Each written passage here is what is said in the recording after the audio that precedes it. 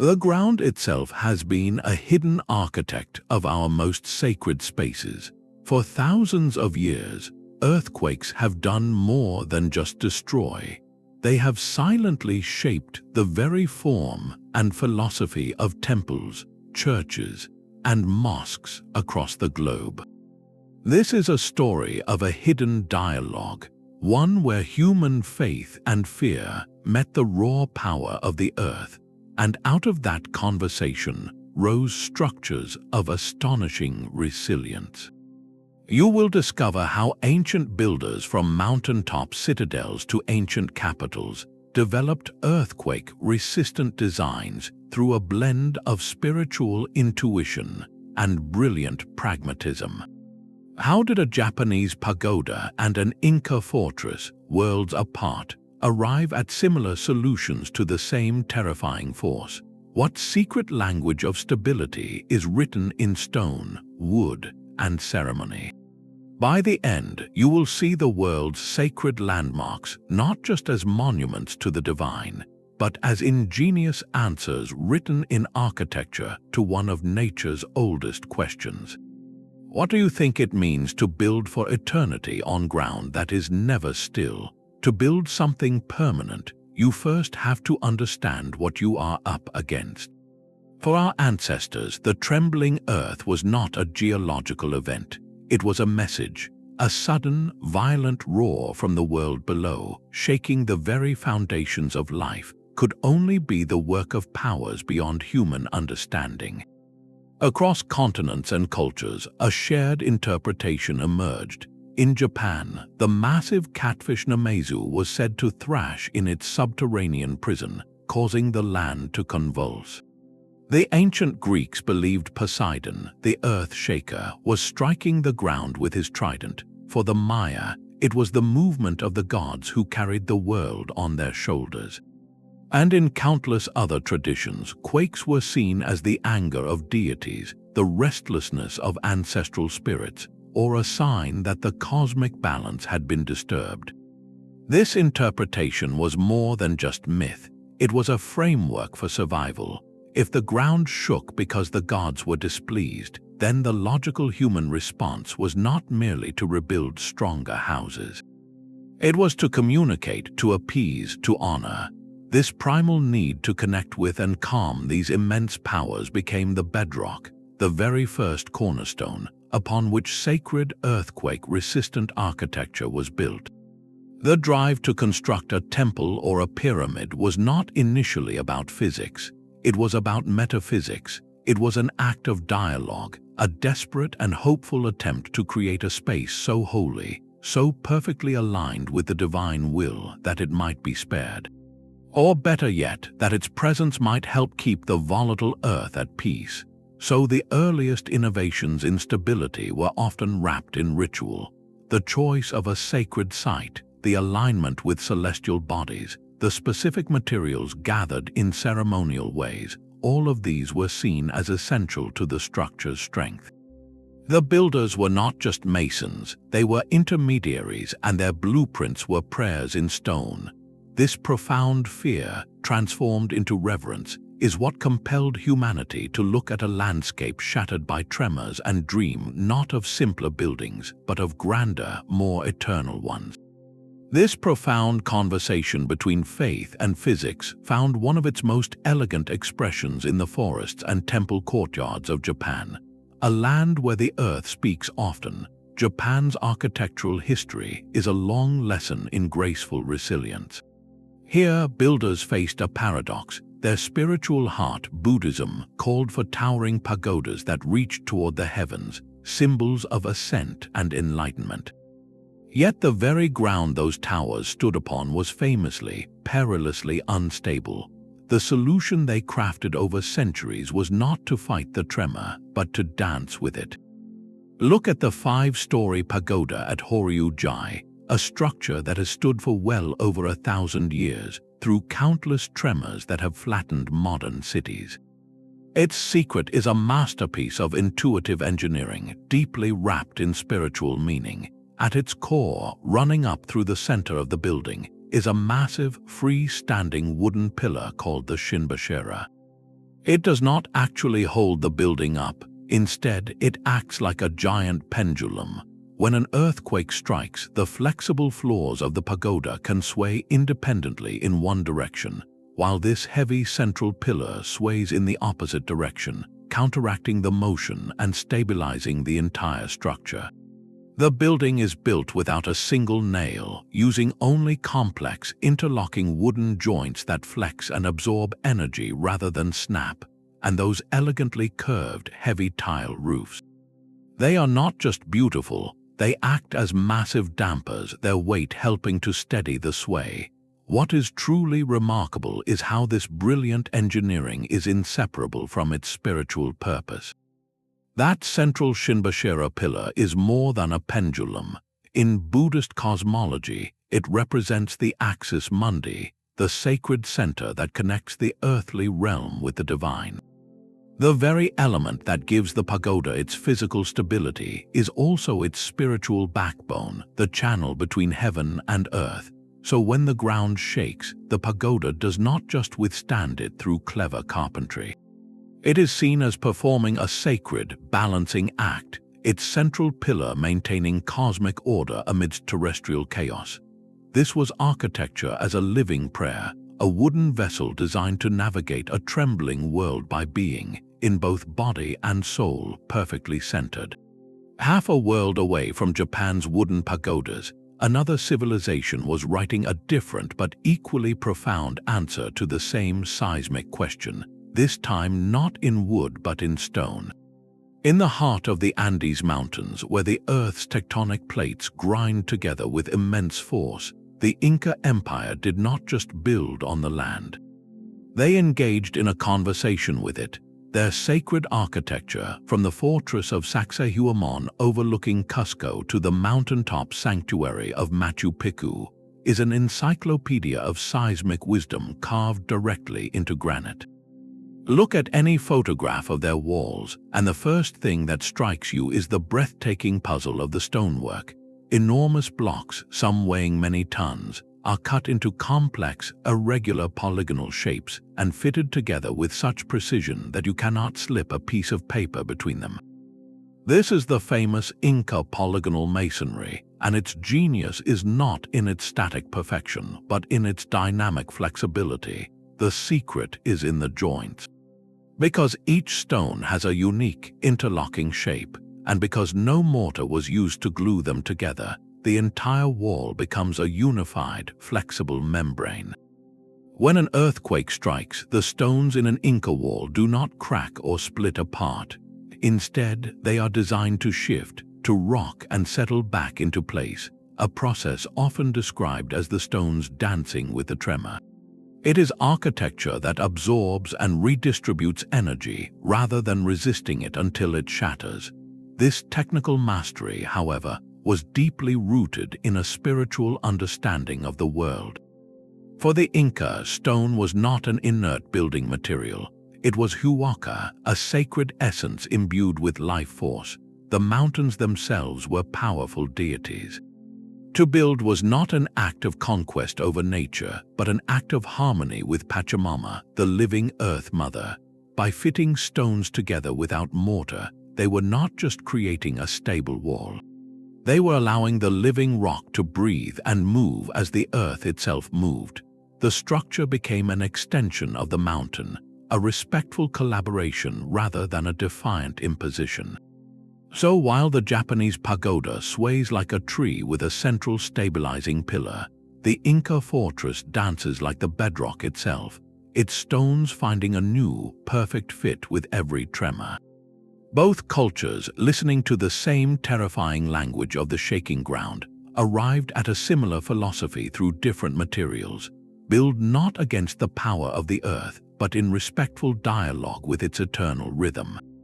Yet this dialogue between earth and architect was not confined to mountain peaks and forest temples. It echoed powerfully across the Mediterranean, where a new form was rising to meet the heavens, and a new problem demanded a seismic solution. The challenge was one of geometry and gravity. How do you gracefully place a vast, heavy, circular dome, a symbol of the celestial vault, onto a solid square base? the symbol of the earthly realm, in a region where the ground was known to shudder. The early answer, tragically, was that you often could not. The original majestic dome of the Hagia Sophia in Constantinople, completed in the year 537, stood for less than 20 years before a powerful earthquake caused it to collapse. This was a catastrophic failure, but also a pivotal moment of learning. The rebuilders, led by the mathematician Isidore the Younger, did not simply make the dome thicker and heavier. They rethought its very relationship to the building below. Their revolutionary innovation was the pendentive. Imagine the four corners of a square room. Now picture a smooth, spherical dome sitting perfectly atop it. The gap between the round edge of the dome and the square corner of the room is a void, a point of immense structural weakness. The pendentive fills this void not with a block, but with a beautiful, curved triangular segment of masonry. It is a transitional shape, a piece of architectural alchemy that turns a square into a circle.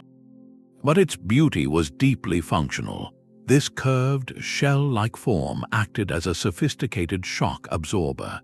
During an earthquake, the pendentives helped channel and distribute the lateral forces of the shaking away from the dome's delicate base and down into the massive piers at the four corners of the square. They allowed the heavy masonry to move as a more cohesive, flexible unit. This was the breakthrough that allowed the Hagia Sophia's second and lasting dome to soar.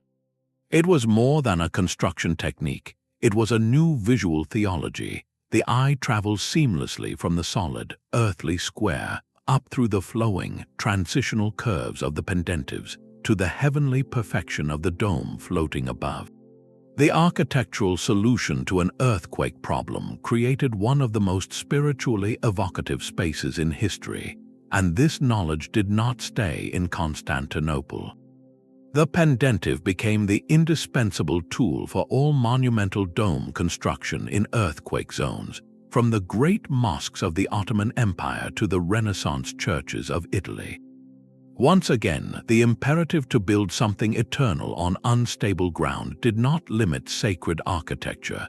It forced an evolution, giving birth to a form that would define skylines for 1,000 years. But the quest for a sacred geometry of stability did not end with the dome. It evolved into something even more intricate, a marriage of profound spiritual symbolism and seismic necessity written in brick and tile. Across the arid landscapes of Persia and the bustling cities of the Ottoman Empire, Islamic architects faced a relentless challenge. They needed to cover vast spaces for prayer and community, using materials like brick that were strong in compression but vulnerable to the side-to-side shaking of earthquakes. Their answer was not to build heavier but to build smarter, turning decoration into a structural revolution. They mastered the art of the vault, creating soaring, lightweight ceilings from interlocking bricks arranged in astonishing geometric patterns.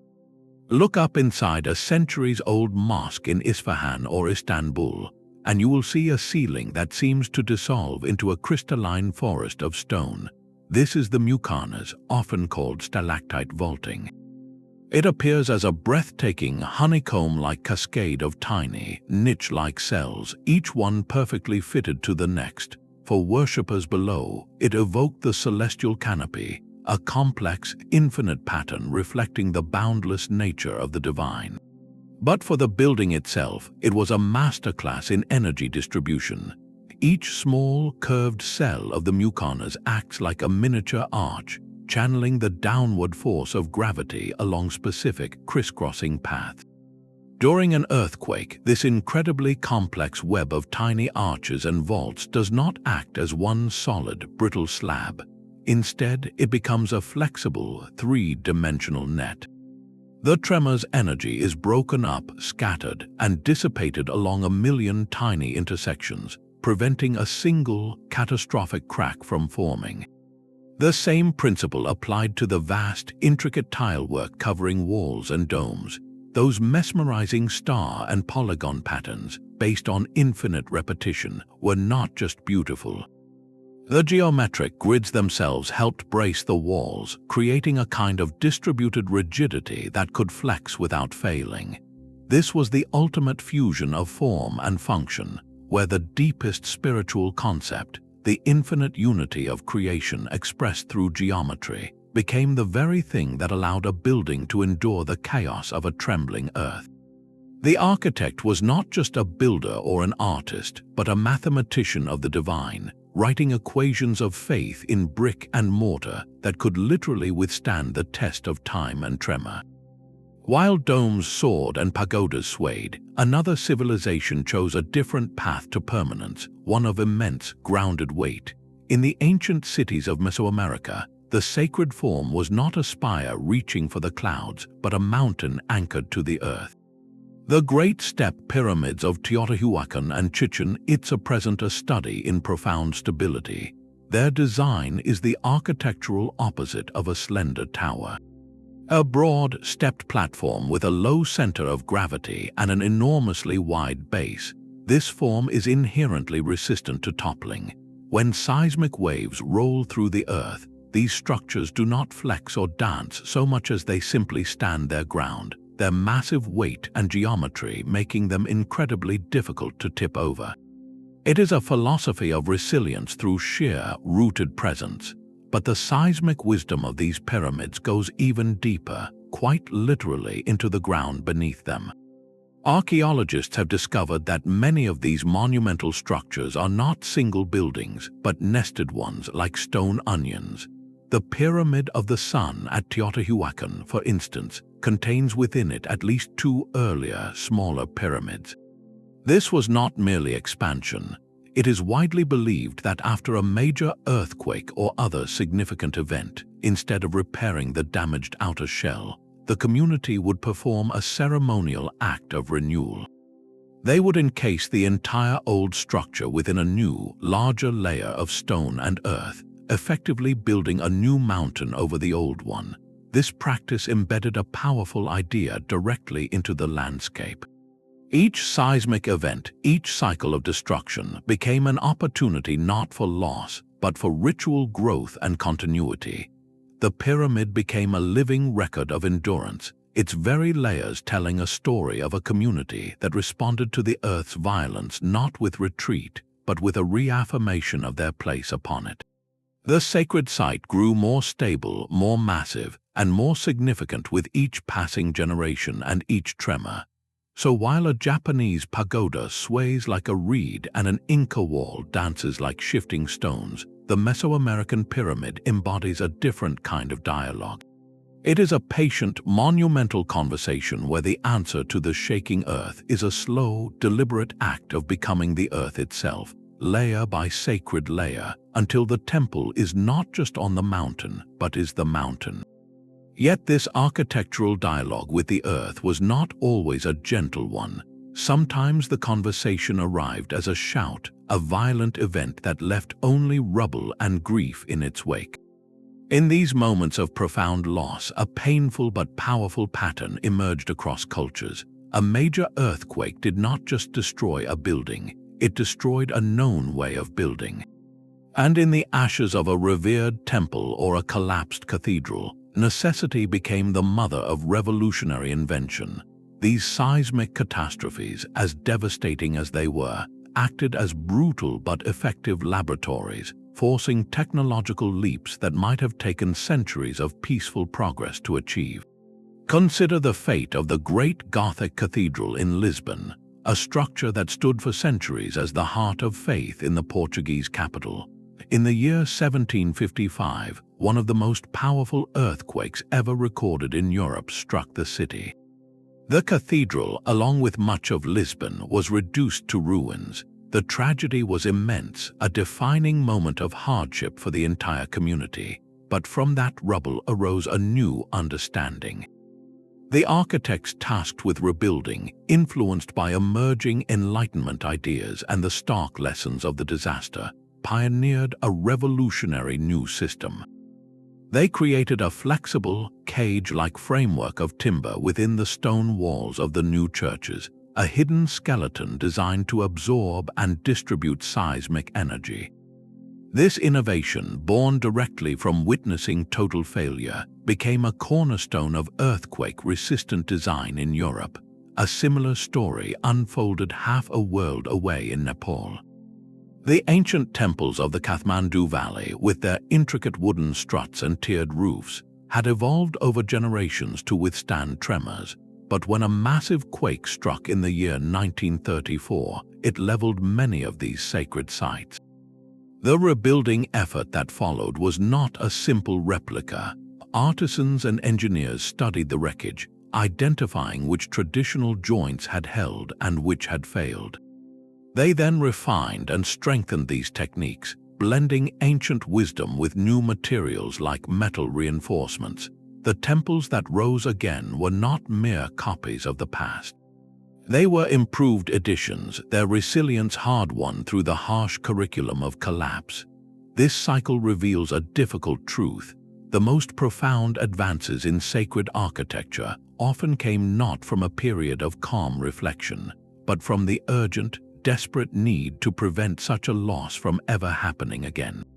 A community that had seen its holiest space shattered would pour its collective memory, its grief, and its unwavering faith into the next iteration. They would ask new questions. Why did this wall fall while that one stood? How can we honor the form of our ancestors while defying the force that destroyed them? Each quake became a grim but thorough teacher, its destructive force highlighting every hidden weakness, every flawed assumption. And in responding, builders were pushed beyond tradition into the realm of genuine innovation. The seismic event in this light was a catalyst. It was a rupture in time that demanded a new architectural language, one that spoke of both remembrance and defiance, ensuring that the next sacred conversation with the earth would not end in silence. The materials themselves tell a story of two distinct philosophies for living on a trembling earth. On one side, the ancient forests of Japan offered a resilient, forgiving partner. Wood is a living material even after it is cut. Its cellular structure allows it to bend, to flex, to absorb tremendous amounts of kinetic energy before it breaks. In an earthquake, a well-built wooden structure does not resist the motion. It yields to it, swaying and groaning like a tree in a storm, dissipating the destructive force through its very flexibility. This made it the perfect medium for a culture that developed a profound mastery of joinery, creating complex interlocking joints that allowed pieces to move against each other without separating. The choice was also deeply practical. Japan is a land rich in superb timber, particularly the straight, strong cypress used in pagodas. Culturally, wood aligned with Shinto beliefs in natural materials and impermanence, where shrines are ritually rebuilt every 20 years. The aesthetic was one of organic grace, a building that breathed and moved with its environment. In stark contrast, the Inca of the Andes looked to the bones of the earth itself. Their world was one of majestic, barren mountains where timber was scarce but granite was abundant. Stone, especially in the massive blocks they used, seems the opposite of flexible. Its strength lies in compression and friction. The Inca genius was in harnessing that mass intelligently, by cutting each stone into a unique, irregular polygon and fitting it perfectly to its neighbors. They created a wall where the immense weight and rough surface of each block created colossal friction. During a tremor, these stones would micro-shift, their interlocking shapes and weight causing them to settle back into place, a process of constant, tiny adjustments. This was stability through mass and geometric complexity, a rigid yet dynamic system. Spiritually, stone was eternal, a direct connection to the sacred mountains or pews. Their architecture aimed for permanence, to become one with the enduring landscape. So while Japanese carpenters sought harmony through rhythmic movement, Inca stonemasons sought it through immutable, anchored presence. Both approaches were brilliant answers shaped by what the land provided and what the spirit revered. This central pillar is far more than a simple post holding up a roof. It is a recurring character in this global story, a feature that appears in sacred architecture from the forests of Japan to the sun-bleached ruins of ancient Greece. In structural terms, its role is brilliantly pragmatic. Whether it is the massive shinbashira of a Japanese pagoda or the sturdy columns of a Greek temple, this central support acts as a primary shock absorber.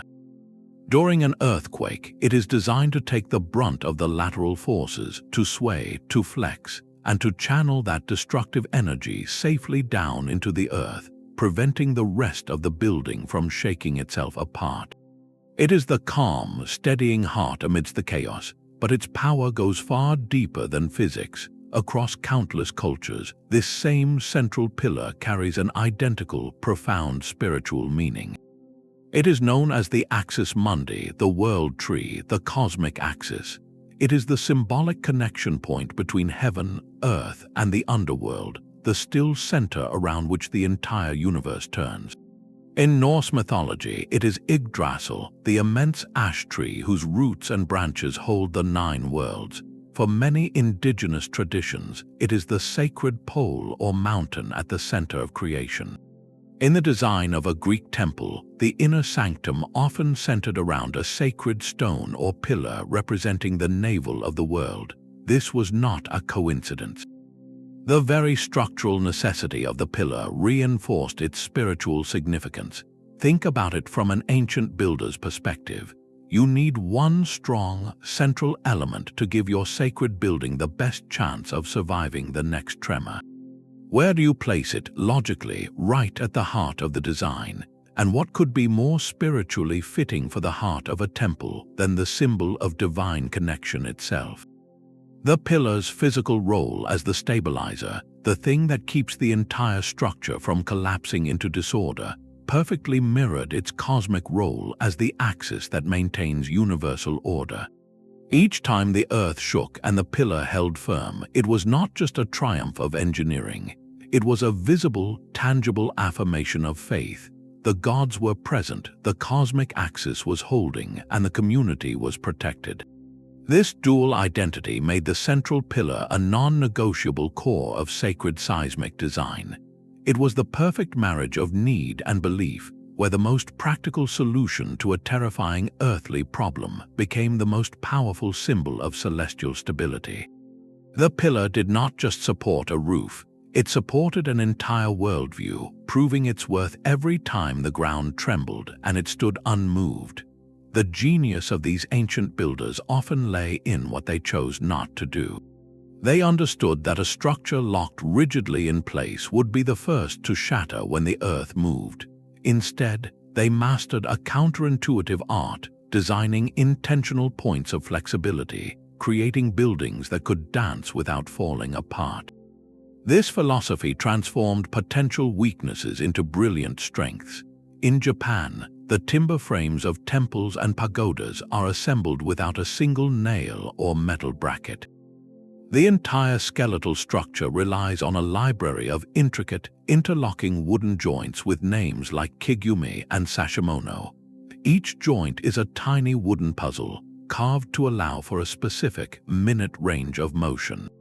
When a tremor passes through, these joints act like the flexible knees and elbows of a living body. They absorb the shock, they shift, they groan, and they settle back, distributing the energy throughout the entire network of beams. The building sways as a single, unified entity, its flexibility preventing any one part from bearing a fatal, concentrated force. It is a lesson in resilience through graceful yielding. On the other side of the world, Roman and later Gothic builders faced a similar challenge with stone, a material far less forgiving than wood. Their solution was to introduce strategic flexibility with metal. They used iron or bronze cramps, shaped like a stretched-out letter U, to bind adjacent stone blocks together at their seams. They drove metal dowels like large pins, vertically through layers of masonry to keep them aligned. Crucially, these metal connectors were not meant to create a rigid, monolithic wall. They allowed for a tiny, crucial amount of controlled movement. During an earthquake, the stone blocks could shift slightly against each other, the metal cramps and dowels bending just enough to prevent the stone itself from cracking under the strain. The connection gave way microscopically so the massive blocks would not give way catastrophically. This idea finds its purest, most elegant expression in the dry stone walls of the Inca. With no mortar at all, the flexibility is built into the very geometry of each stone. The complex polygonal faces and rounded edges create joints that are never truly rigid. Under seismic stress, the stones rock and rotate against one another, their interlocking shapes ensuring they always find a new, stable arrangement. The entire wall settles and reconsolidates, a dynamic, self-adjusting system. In all these cases, from the wooden temples of Kyoto to the granite fortresses of the Andes, the principle is the same. The builders did not seek absolute rigidity. They designed for intelligent movement, creating sacred spaces that were not static monuments, but dynamic participants in the landscape, breathing and shifting in harmony with the living earth beneath them. Sometimes the most effective counterweight is placed not at the foundation, but at the very top. Long before modern skyscrapers installed massive, pendulum-like tuned mass dampers in their upper floors, ancient builders had already discovered the same principle through intuition and observation. They understood that a heavy weight, suspended high above, could become a powerful tool for stability. Look again at the elegant, sweeping roofs of a Japanese pagoda. Those ornate, multi-tiered roofs are not merely decorative. They are constructed with incredibly heavy clay tiles and thick wooden beams, placing a tremendous amount of mass at the very highest points of the structure. During an earthquake, as the flexible wooden frame begins to sway, this heavy roof mass lags behind due to inertia. Its delayed movement creates a counteracting force that pulls against the sway, damping the oscillation and bringing the entire pagoda back to center much more quickly. It is a perfect, albeit empirical, application of what engineers now call a tuned mass damper. The builders had tuned their structure not with mathematical formulas, but with generations of lived experience, understanding that a heavy top could steady a swaying body. This wisdom appears in other forms across the ancient world. Consider the majestic stone arches and vaults of Roman and Gothic architecture. The central, topmost stone in an arch, the keystone, is the final piece locked into place. Under gravity, its immense weight pushes outward against the other stones, locking the entire arch in a state of perfect compression. But during seismic shaking, that same heavy keystone performs another vital function. Its high-placed mass and central position help to stabilize the arch's movement, its inertia resisting the side-to-side motion that could cause the carefully balanced stones to slip. In a grand cathedral vault, the intricate stone bosses where ribs intersect often feature carved, dense ornamentation. These are not just artistic flourishes. They are concentrated points of mass that help dampen vibrations across the entire stone ceiling web. These builders may not have known the equations of motion, but they possessed a profound, hands-on understanding of dynamics. They saw that mass could be a friend, not just a burden. By strategically placing weight where its inertia could be most useful, they turned a potential liability into a secret weapon against the Earth's tremors. Their sacred skylines, crowned with stone and tile, were quietly performing a sophisticated dance of physics, each heavy element a silent guardian against the chaos below. But what if the blueprint for survival was not just in the material, but in the mathematics? For countless ancient builders, the first step in raising a sacred space was not a survey of the soil, but a meditation on divine proportion. They followed strict geometric rules, believing that by aligning their temples with cosmic order, they could create a doorway to the heavens. Remarkably, this spiritual pursuit of perfect harmony often yielded a hidden, earthly benefit, an accidental genius for seismic stability. Take the soaring Gothic cathedral, a testament to faith seemingly carved from light and stone. Its design was governed by sacred geometry, most famously the golden ratio, a proportion found throughout nature from seashells to flower petals. Masons used this ratio to determine everything from the width of the nave to the height of the spires. They believed this mathematical harmony reflected the mind of the Creator, making the building itself a prayer in geometry. Yet this same pursuit of balance created a structure of astonishing resilience. When you build according to the golden ratio, you are inherently creating a form where weight and support are distributed in an organic, self-reinforcing way. The stresses in the stone naturally flow along these harmonious lines, preventing weak points where force could concentrate and cause a crack. The flying buttresses, those iconic stone ribs arcing away from the walls, were not an afterthought. They were the physical expression of this sacred geometry, channeling the immense downward and outward thrust of the vaults along graceful, proportional curves and safely into the ground. In an earthquake, this entire geometric network acted like a unified skeletal system.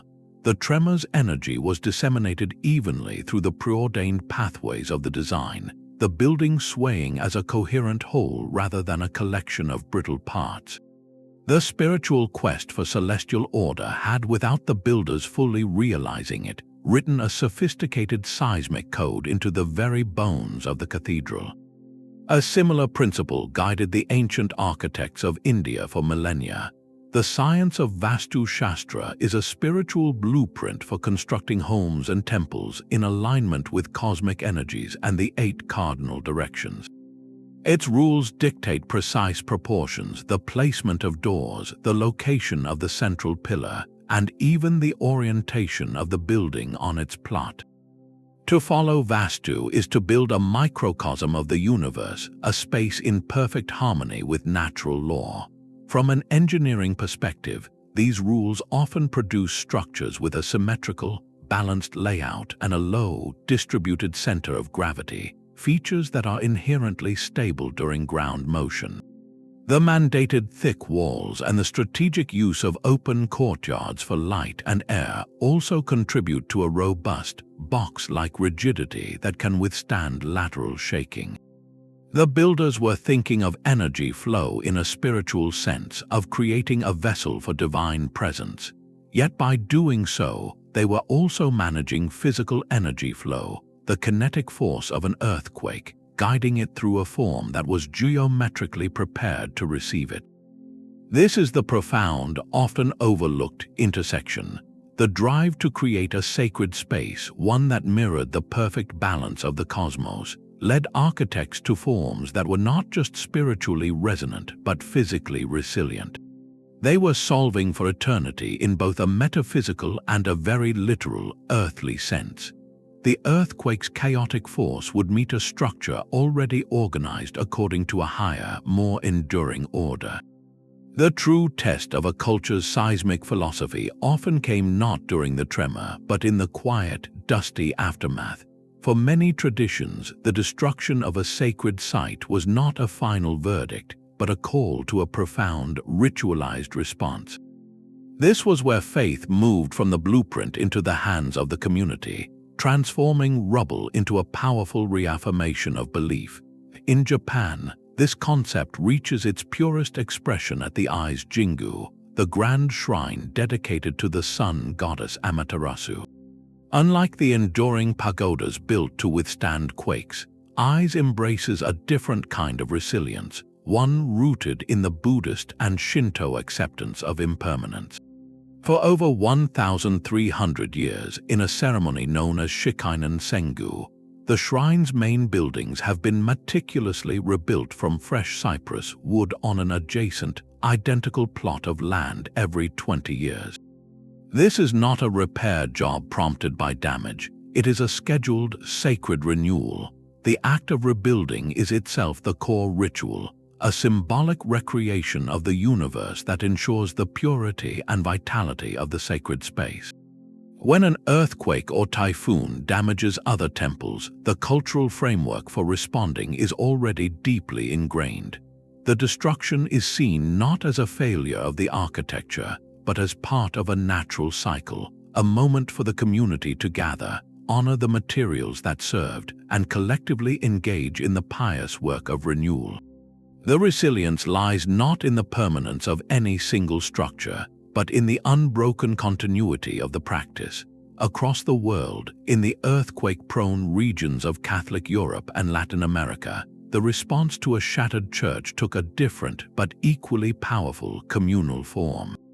Here, the destruction was often met with solemn processions, public prayers, and collective vows. Entire towns would pledge to rebuild their cathedral, not as it was, but often grander, as an act of penance and renewed devotion. These vows or promises were sacred contracts with the divine. The fundraising, the labor, the very act of laying each new stone became a prolonged collective prayer. The reconstructed church stood not just as a building, but as a physical testament to the community's unwavering faith and its capacity to rise, literally, from the ruins. In both cases, the seismic event forced a choice: to abandon the site or to reinvest it with even deeper meaning. The choice to rebuild, especially through prescribed ritual, transformed a tragedy of physics into a triumph of spirit. It framed architectural resilience not merely as a technical achievement of mortar and beam, but as a living, breathing practice of faith, repeated with every generation, ensuring that the sacred conversation with the earth would never end. This dialogue between earth and architect was never a closed conversation.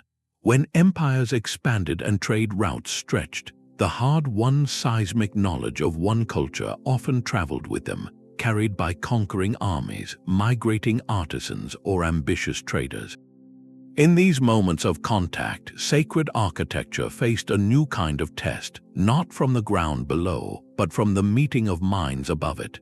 The result was a fascinating process of adaptation and syncretism, where technologies and traditions blended to create hybrid forms of resilience.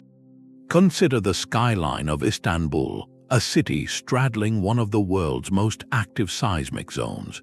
When the Ottoman Turks conquered Constantinople in the 15th century, they inherited a landscape dotted with the magnificent, earthquake-damaged domes of Byzantine churches, most famously the Hagia Sophia. The Ottomans were master builders in their own right, but the seismic vulnerability of their new capital demanded new solutions. They did not simply tear down the old. They studied it. Ottoman architects like the great Mimar Sinan became meticulous students of the Byzantine Pendentive, that brilliant curved triangle that transitioned a square base to a circular dome. They saw how it had failed in some instances and succeeded in others. In response, they refined the form.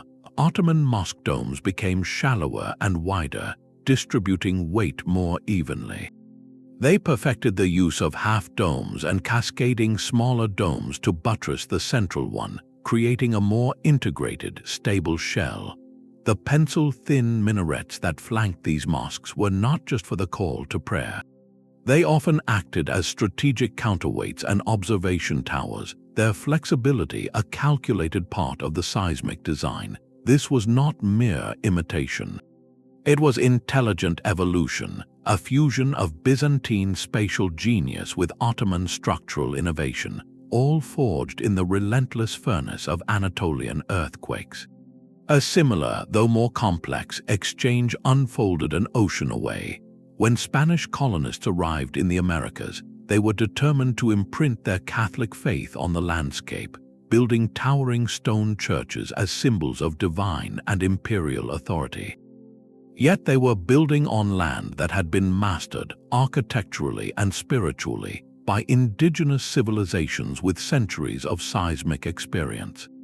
In regions like Peru and Mexico, the initial colonial churches, built with rigid European techniques, crumbled in the first major tremors. The solution, born of grim necessity, was a reluctant but profound collaboration. Spanish friars and engineers began to quietly incorporate local knowledge. They employed indigenous stonemasons who understood the properties of the local volcanic rock and who knew techniques for creating more flexible foundations. In some churches, you can find walls that use a hybrid construction, with a European-style stone facade hiding an interior matrix of traditional, flexible brickwork or even embedded wooden canes, a technique used by local builders for generations. The layouts of some mission complexes began to mirror the enclosed, courtyard-focused plans of indigenous ceremonial centers, forms that were inherently more stable. This created a sacred architecture of layered meaning. A Baroque church facade might proclaim the glory of God and King, while its very walls, holding fast against the quakes, whispered the older, deeper wisdom of the land and its original people. These hybrid structures stand as silent testaments to a pragmatic truth. When the earth itself is the ultimate authority, even the most rigid ideologies must sometimes bend, borrowing strength from the very cultures they sought to overshadow. The quest for stability, it seems, could build bridges where politics could not. Yet for every soaring dome that stood, there is a story of one that fell.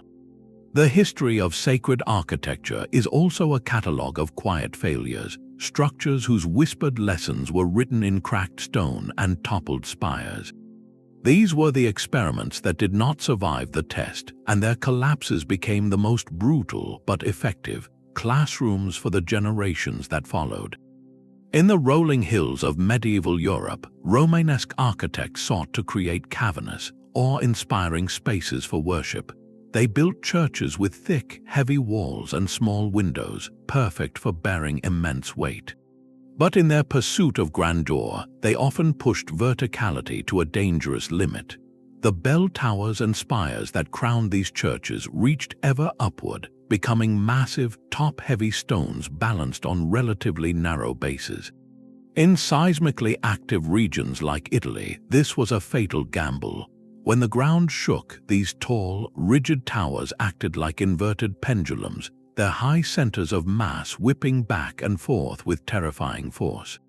The thick walls below, designed for static weight, could not handle the dynamic, sideways lurching. The result was often catastrophic failure, the spire shearing off or the entire tower collapsing into a heap of rubble, sometimes through the very roof of the church it was meant to adorn. These ruins taught a painful but clear lesson. Height without a corresponding strategy for lateral flexibility was an invitation for disaster. It showed that sacred ambition had to be tempered by seismic reality, that a tower reaching for heaven must also be deeply rooted in the earth's unstable truth. This hard-won knowledge directly influenced the next architectural revolution. The Gothic builders who followed looked at those fallen Romanesque towers and asked a new question. How could they build even higher but smarter?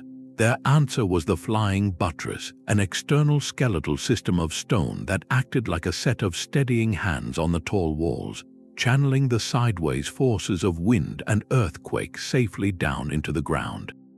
The collapse of the rigid spire gave birth to the flexible, supported spire. A similar story unfolded with early attempts at monumental domes in the ancient world. The Romans were masters of the arch and the vault, but placing a vast dome on a square base in an earthquake zone presented a puzzle they did not always solve. Some early examples, like certain bath complexes, used concrete that was poured in sections, creating weak lines that became failure points under seismic stress.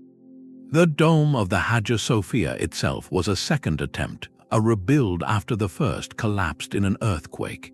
Each failure was a data point.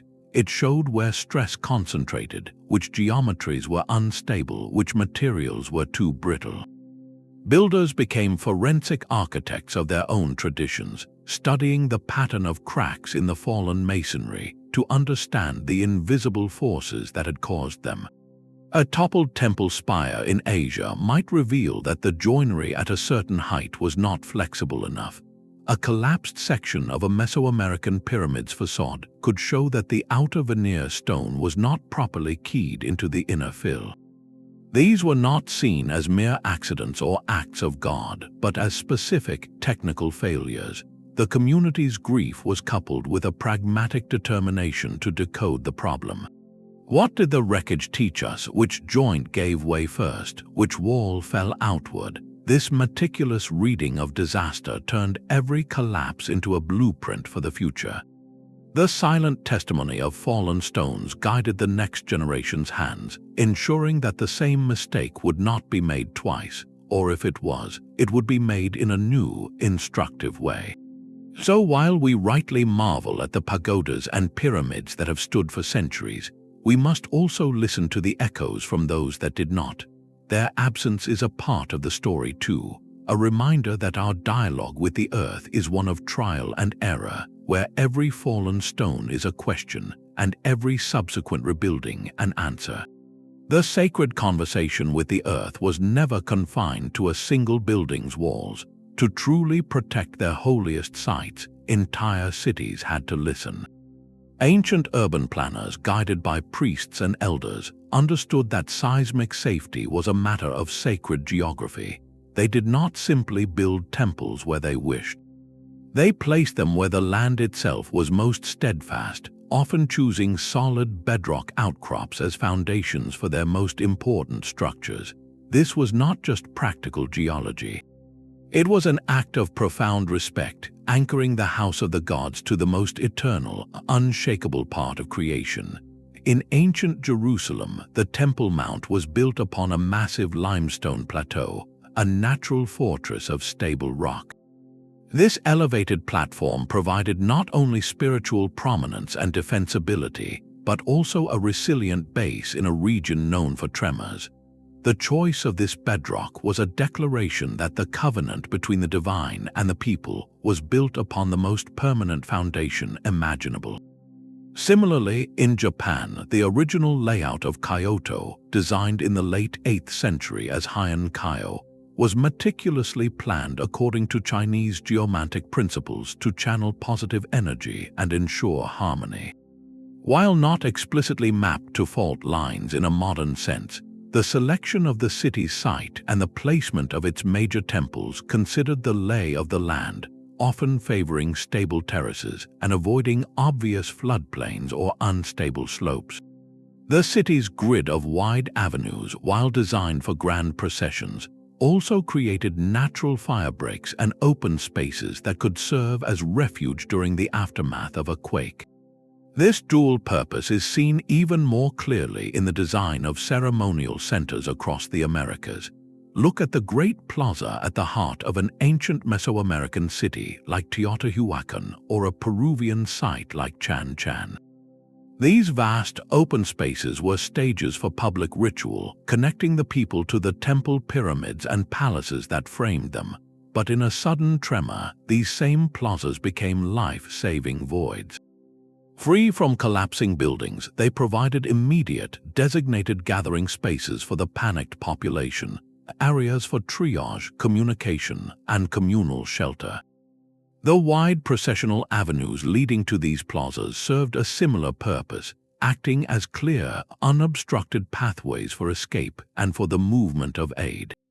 Perhaps most intriguing is the subtle suggestion that some sacred pathways themselves acknowledged the hidden lines in the earth.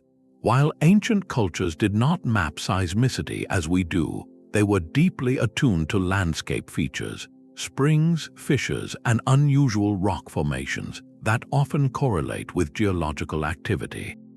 A processional route might curve to incorporate a sacred grove or spring, inadvertently avoiding a zone of loose sediment above a fault line. The alignment of a temple's axis toward a sacred mountain might, by fortunate coincidence, also orient it perpendicular to the direction of seismic wave propagation, a geometry that can reduce shaking. This was urban planning as a form of deep listening. By reading the spiritual and physical landscape as one interconnected text, these societies wove resilience into the very fabric of their sacred cities. The temple on the rock, the plaza for the crowd, the path that honored the spring, each decision layered practicality into piety, creating an urban sanctuary designed to hold its people safe even when the ground could not be trusted. There is another, more ethereal vibration that sacred spaces were built to channel.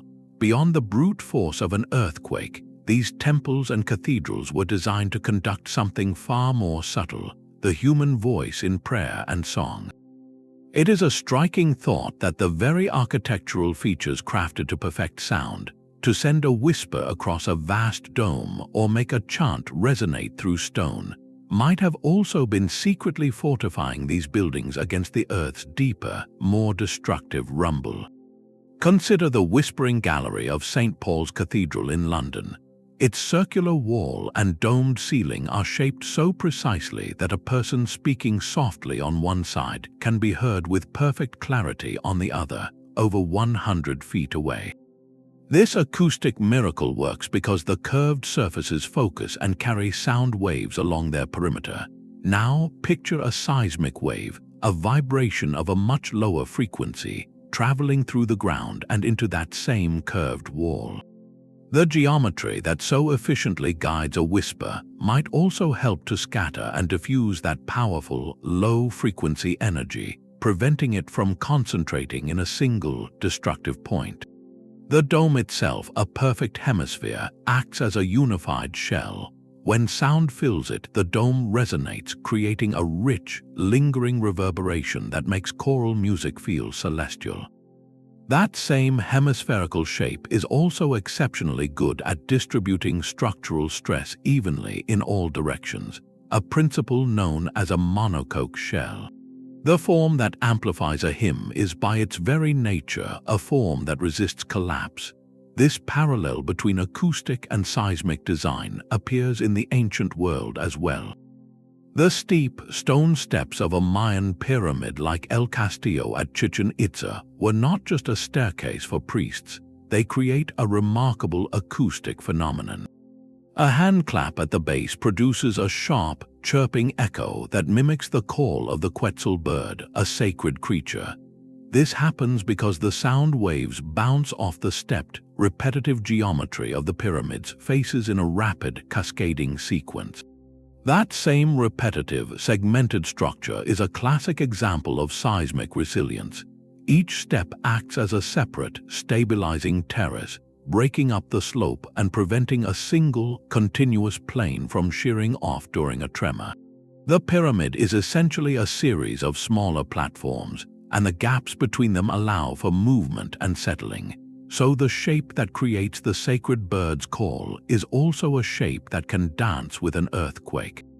Even the materials tell this dual story. The smooth, polished marble interiors of great mosques and cathedrals were chosen for their bright, clear acoustics, their hard surfaces reflecting sound to create a luminous, immersive atmosphere.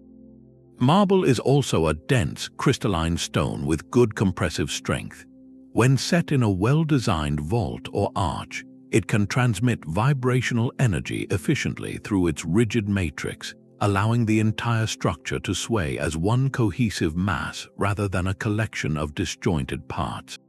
The quest for acoustic clarity, for a space where every whispered prayer could be heard, may have inadvertently guided builders toward forms and materials that were inherently robust. They were tuning their buildings not just for the voice of the worshipper, but for the deeper, hidden frequencies of the world itself.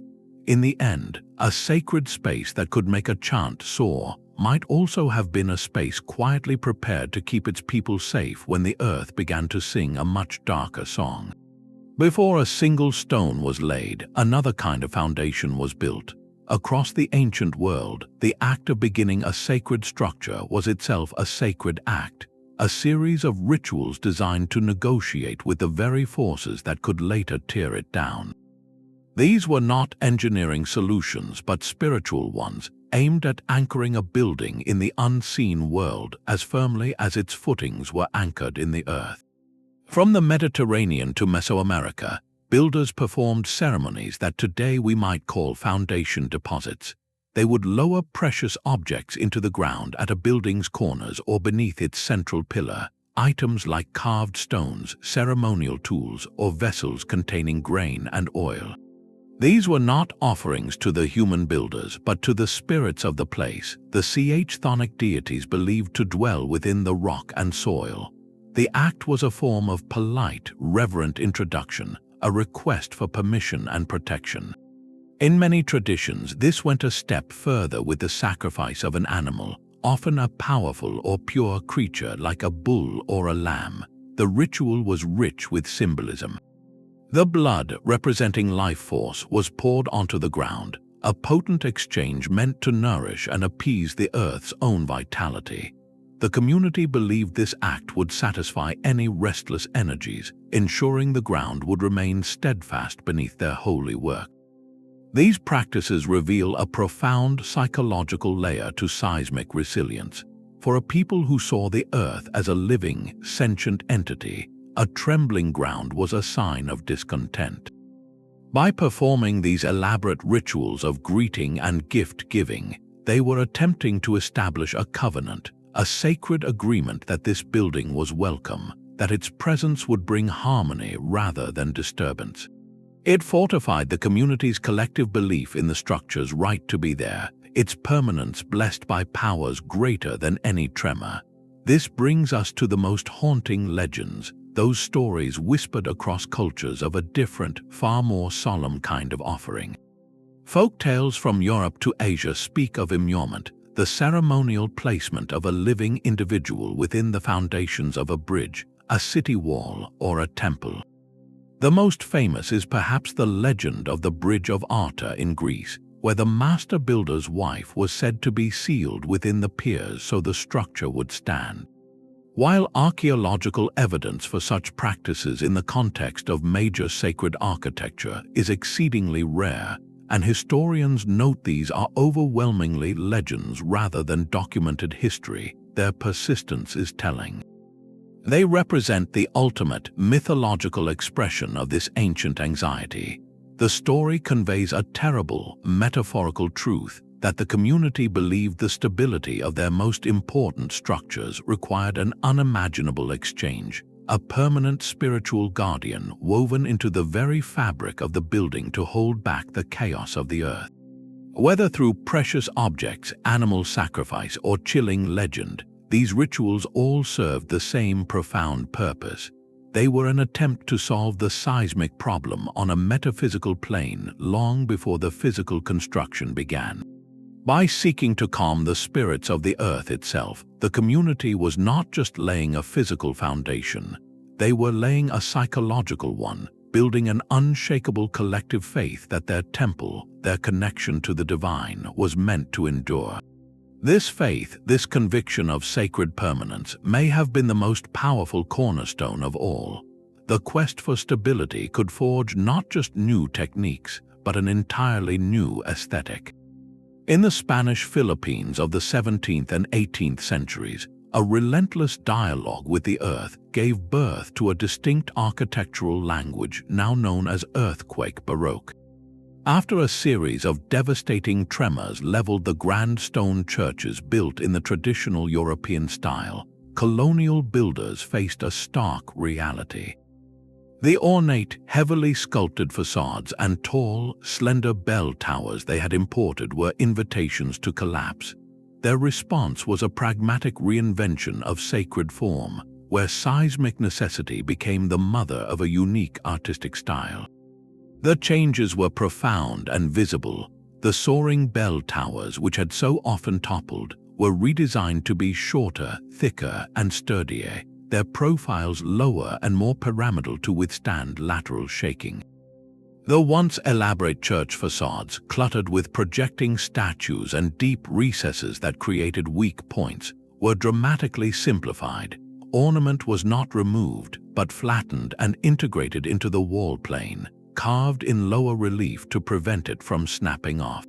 Most telling of all was the addition of massive, sloping lateral buttresses that braced the sides of the churches like stone shoulders set against the wind. These were not the graceful, flying buttresses of Gothic Europe. They were hefty, utilitarian bulwarks, often as wide as the walls they supported, their sheer mass acting as a counterweight against the earth's sway. This was architecture stripped to its resilient essentials, then re-embellished with a local sensibility. The resulting style is a powerful hybrid. The underlying Baroque aspiration for movement and drama remained, but it was expressed through the rhythmic, wave-like patterns of the buttresses and the robust, simplified curves of the pediments rather than fragile detail. The churches, such as the iconic San Agustin Church in Manila or the Stoic structures of the Ilocos region, project a sense of grounded monumentality. They feel less like delicate imports and more like organic outgrowths of the volcanic landscape itself. In Earthquake Baroque, you see a clear historical moment where the Earth's violence directly dictated an artistic vocabulary. The style is a testament to adaptation, a visual record of a community learning to express its faith in a form that the volatile ground would permit to endure. For centuries, we have admired these ancient structures as marvels of faith and artistry. Only now, with the precise instruments of modern science, are we beginning to truly understand the genius coded into their stones and timbers. The empirical knowledge of those master builders, passed down through generations of trial and error, is being validated in laboratories and through computer simulations. Advanced sensors placed on a Japanese pagoda during a tremor record its elegant, counter-swaying dance, the data lines matching the predictions of dynamic models. The shinbashira pillar does indeed act as a massive tuned mass damper, its performance quantified to a degree of accuracy the original carpenters could never have measured, only intuitively perfected. Similarly, sophisticated engineering analysis of Inca polygonal walls reveals the sheer brilliance of their design. Computer models show how seismic waves travel through the irregular network of stone joints, the energy dissipating as the blocks undergo micro-rotations before settling back into a stable configuration. What was once seen as mystical or simply traditional is now recognized as highly sophisticated proto-engineering. These studies reframe the ancient builder not as a superstitious artisan, but as a meticulous observer of natural forces and a brilliant practical physicist. They solved differential equations not with pen and paper, but with chisel and mallet, their formulas written in the language of friction, mass, and geometry. This modern revelation does not diminish their spiritual achievement. If anything, it deepens it. It shows that their drive to create a permanent home for the divine led them to uncover fundamental principles of structural stability, principles we are only now fully able to articulate with mathematics. The dialogue between earth and architect, once conducted through ritual and intuition, continues today in university research papers and seismic retrofitting projects, proving that the oldest answers to a trembling world are often the most enduring ones. The ancient conversation between earth and architect has not ended. It continues today in the drafting studios of modern engineers and the sacred spaces of our own cities. In places like San Francisco, Tokyo, and Mexico City, where the ground's potential for movement is a constant in the civic consciousness, contemporary sacred architecture faces the same age-old challenge. How do you build a home for the spirit on ground that is never still? The answers, now forged from steel and reinforced concrete, often echo the profound philosophies of those ancient wood and stone masters. Take the Cathedral of St. Mary of the Assumption in San Francisco, completed in 1971. Its most striking feature is a soaring, hyperbolic paraboloid roof that rises like a geometric blossom or a pair of hands in prayer. This is not a traditional dome, but its shape is a direct descendant of that ancient quest for a stable shell. The form is inherently strong, channeling forces efficiently along its curved surfaces, much like the stone domes and vaults of the past. But beneath this poetic form lies a thoroughly modern interpretation of flexibility. The entire superstructure is designed to move as a single, monolithic unit during an earthquake, sitting on a foundation engineered to absorb and isolate seismic energy. It is a cathedral that is prepared to sway, a concept the builders of Japanese pagodas would intimately understand. In Japan itself, new temples and shrines built after devastating quakes frequently employ a hybrid approach. They may use a hidden skeleton of steel or reinforced concrete for ultimate strength, but they then clothe that skeleton in traditional wood, maintaining the aesthetic of flexibility and organic connection. The central pillar, the shinbashira, might now be a steel-reinforced concrete core, but its symbolic and structural role as the stabilizing axis mundi remains utterly unchanged. These modern builders are not abandoning tradition, they are translating it. The principle of damping vibrations, once achieved through heavy tiled roofs and interlocking joints, is now accomplished with precisely engineered base isolators, massive rubber and steel pads that allow the entire building to slide gently atop the shaking ground. The goal is identical: to disconnect the sacred space from the Earth's violent motion, but the tools are from a new toolbox. This continuity reveals something beautiful about our relationship with the sacred and the seismic. The deepest principles, flexibility over rigidity, damping over resistance, symbolic form embodying spiritual stability, these are timeless. We still seek to create sanctuaries that feel eternal, and we now understand that eternity on a dynamic planet is not about absolute stillness, but about intelligent, graceful movement. The modern architect, with computer models and seismic codes, is engaged in the very same dialogue as the Inca stonemason or the Japanese master carpenter. They are all listening to the earth and responding with structures that are both shelters for the body and affirmations for the soul, proving that the most ancient prayers for stability are still being written, now in the language of modern engineering. Yet the true power of these structures is measured not in the force they withstand, but in the hope they preserve. When the ground finally stills and the dust begins to settle, a community emerging from terror is met with a landscape of broken normality. Homes are cracked, streets are littered, the familiar world lies in disarray. In this moment of profound disorientation, the sight of a single, intact spire against the sky, or the solid, unmoved walls of a familiar temple, performs a function far beyond the architectural. It becomes a psychological anchor. This building, which danced with the tremor and remained standing, is no longer just a place of worship. It transforms into a living testament to endurance, a physical promise that not everything was lost. Its continued presence whispers a crucial, stabilizing truth to a traumatized population: that some foundations, both literal and spiritual, can hold. This sense of sanctuary operates on two inseparable levels. Physically, the structure immediately becomes the community's safest gathering point. Its proven resilience makes it the logical place for people to congregate, to find loved ones, to receive aid, and to shelter from aftershocks beneath a roof that has already passed the ultimate test. The wide plazas designed for ceremony now serve as open-air hospitals and distribution centers.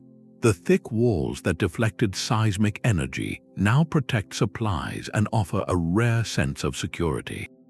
This practical utility is invaluable, turning the sacred site into a command center for recovery. But the deeper, more enduring sanctuary it provides is spiritual and emotional. For a people whose world you may feel shattered along with their homes, the Standing Temple is a direct rebuttal to chaos. It embodies continuity, the rituals performed within its walls for generations, the prayers offered by ancestors facing the same fears, the very stones that have witnessed countless cycles of destruction and renewal. All of it says, we have been here before and we remain. The architectural features that ensured survival become symbols of profound comfort. That central pillar, the axis mundi, is now visibly proven as the steadfast heart of the community. The flexible joints that allowed the building to sway are seen not as weaknesses, but as a form of divine wisdom, a lesson in resilience through adaptability that the people themselves must now embody. The choice to rebuild in a traditional, proven form after a previous quake is validated, linking the present survivors to a chain of resilience that stretches back through time. This connection actively counters the isolation and despair that follows disaster. It tells a story not of random victimhood, but of a shared historical dialogue with challenge, one in which their culture has developed the tools, both physical and spiritual, to persist. Ultimately, these earthquake-resistant sacred spaces do more than save lives. They help save a community's soul. They provide a fixed point in a universe that has suddenly proven unstable, a tangible sign that the covenant between the human and the divine, or between a people and their land, remains unbroken.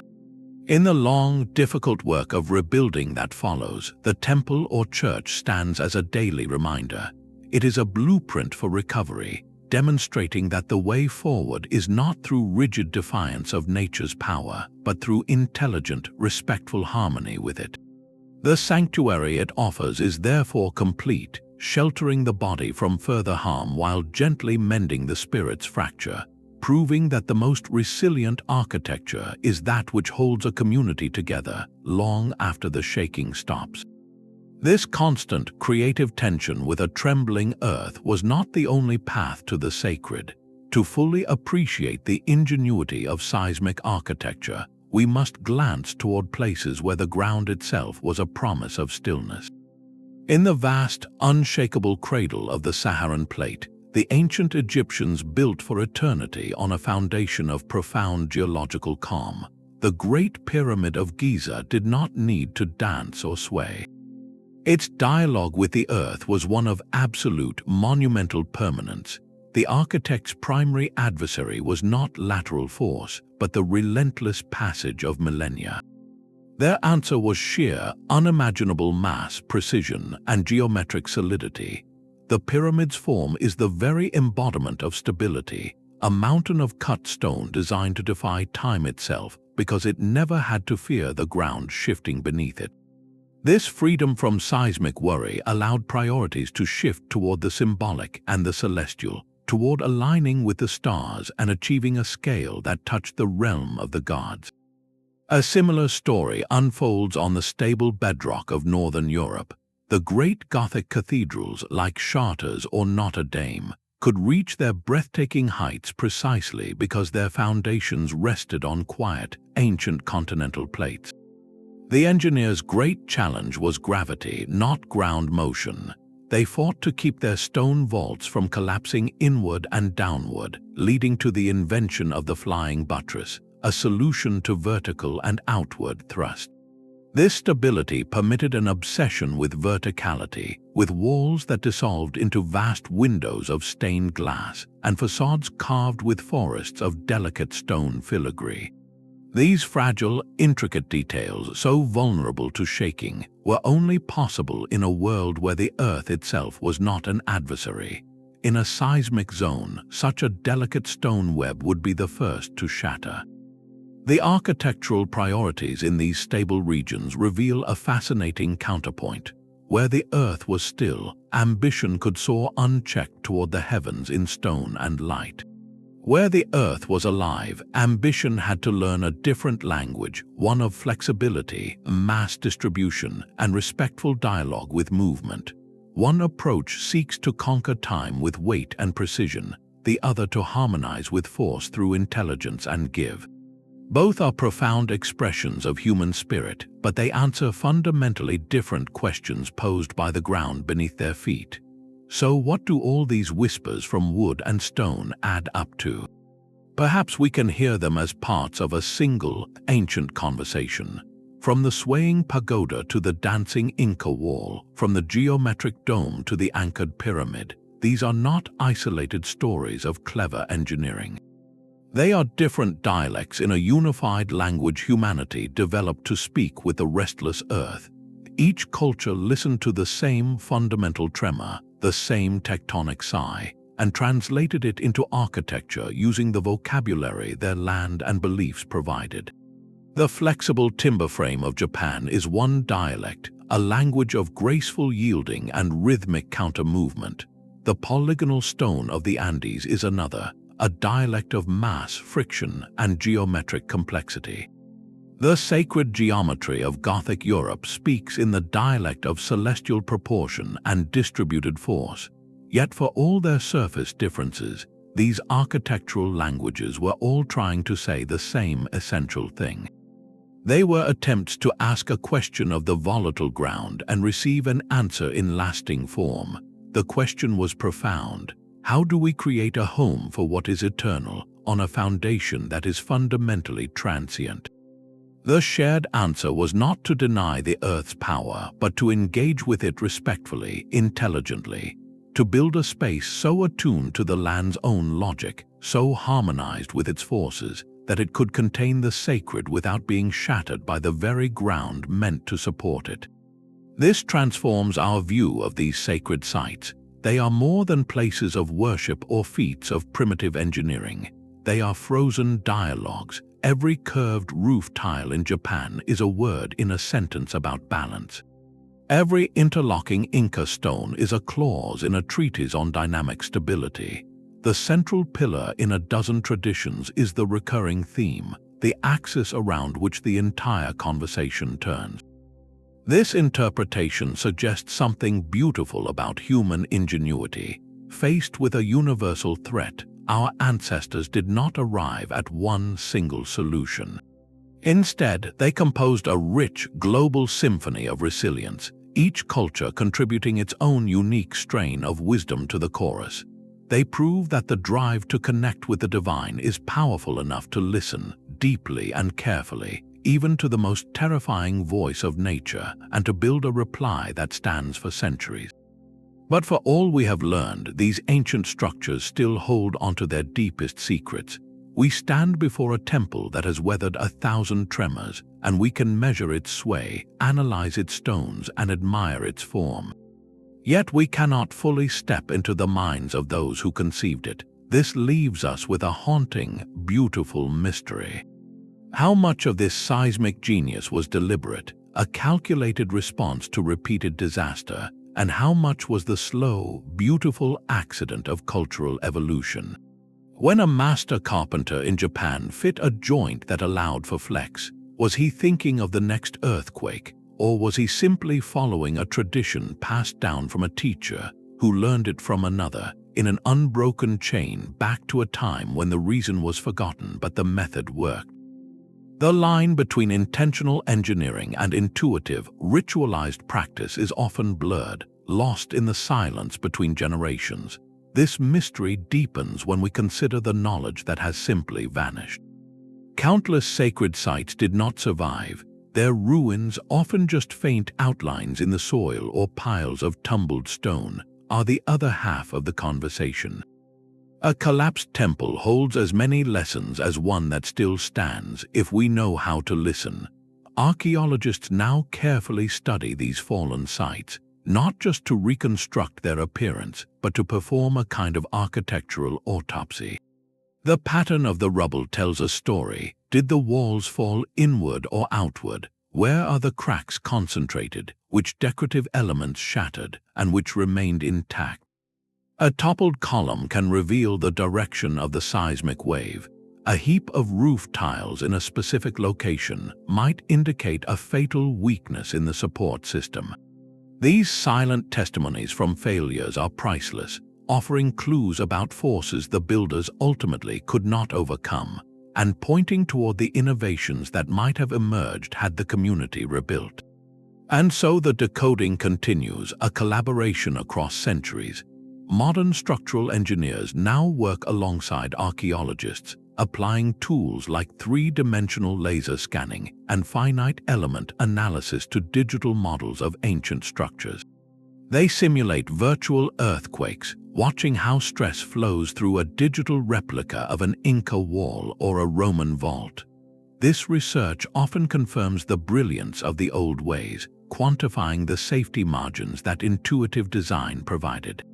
But it also uncovers surprises, revealing hidden features like internal timber frameworks or cleverly disguised foundation systems that were invisible to the eye. Each discovery chips away at the mystery, yet the central wonder remains. It is the wonder of a global human instinct, a shared impulse to create spaces of permanence and meaning in a world of fundamental impermanence. The conversation between earth and architect is not a closed book from the past. It is an ongoing story, and every time a researcher uncovers a new detail or a surviving structure weathers another tremor, we receive another quiet, powerful reply to that ancient, trembling question. These structures were never built in spite of the shaking earth, but in profound conversation with it. The tremor was not a final verdict, but a demanding teacher, and the lesson it taught from Japan to Peru was remarkably consistent. Do not resist the force, but move with it. Do not seek rigid permanence, but intelligent flexibility. The central pillar, the dancing stone, the geometric vault, and the heavy, swaying roof are all dialects of the same global language, a language of resilience spoken in timber and granite. This was a collaboration, a reluctant partnership where humanity's highest spiritual aspirations were forged and refined against the anvil of earthly instability. What emerged were not just buildings but philosophical statements in physical form, blending an understanding of celestial harmony with an unflinching earthly pragmatism. They stand today not as relics that escaped destruction, but as monuments that learned how to endure it. So the next time you stand before an ancient temple or cathedral, look beyond its beauty and its age. Ask a different question. Look for the joints designed to flex, for the geometry that channels force, for the mass placed to counteract a sway.